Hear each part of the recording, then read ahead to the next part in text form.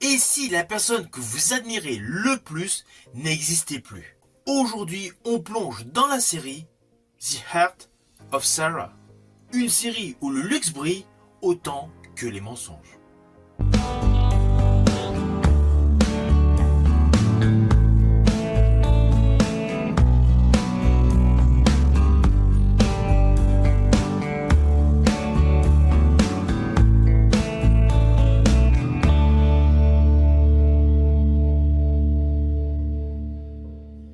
Hello, c'est HR, votre chroniqueur. Alors aujourd'hui, je vais vous parler d'une série de Corée du Sud disponible sur Netflix. Elle a pour titre The Heart of Sarah. Elle est disponible depuis le 13 février 2026. Elle est attachée au drame, au thriller, au suspense. C'est une mini-série de 8 épisodes.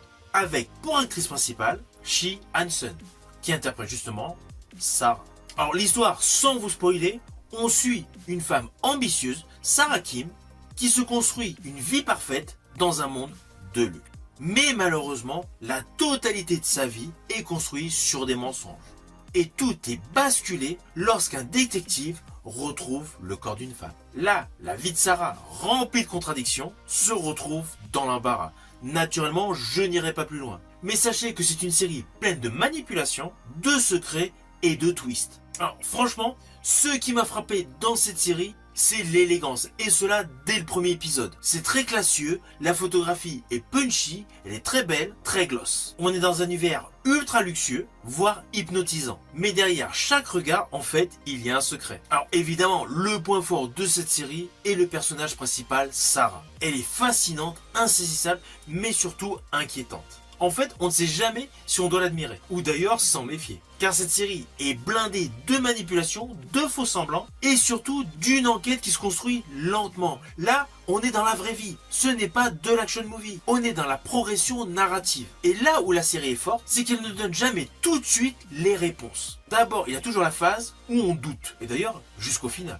Alors évidemment, outre l'atout scénaristique de cette série, c'est la mise en scène, qui est très esthétique, avec des décors et des costumes qui renforcent le thème du paraître. C'est beau, mais c'est froid. Et c'est justement ce que la série veut nous faire ressentir. Ah oui, je vous ai dit que dans cette série, il y a des twists. Certes, ils ne sont pas explosifs, mais ils sont intelligents. Ceci dit, il y a un petit défaut, un petit bémol concernant certains passages. Je dois reconnaître qu'il y a certains passages qui sont assez lents. Mais en fait, c'est tout simplement pour installer l'attention. Mais du coup, vous risquez de décrocher ici et là, surtout entre l'épisode 3 et l'épisode 5. Voilà, dans ces deux épisodes, il y a des passages qui sont un petit peu longués. Et puis des petits drames qui, pour majorité des hommes, n'en seraient pas. Je pense notamment à une séquence, alors je sais plus, je crois que c'était vers le début de la série. Il y a donc une femme qui a un sac à main très cher qui se retrouve taché. La majorité des hommes, on se dit, on essuie, c'est pas grave. Mais là, il faut voir ces séquences avec un point de vue féminin. Le côté très coquette, le côté c'est un sac de luxe. Voilà.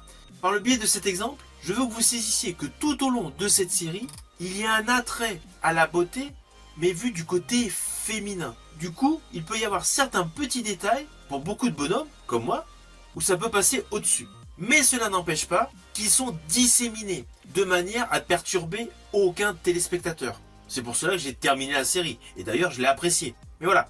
Attendez-vous quand même ici et là, au fur et à mesure du déroulé de l'histoire des différents épisodes, de petits détails qui pour nous peuvent paraître anodins, mais en fait sont beaucoup plus importants que cela. C'est une série actuellement sur Netflix. Je vous dis à bientôt pour une prochaine vidéo.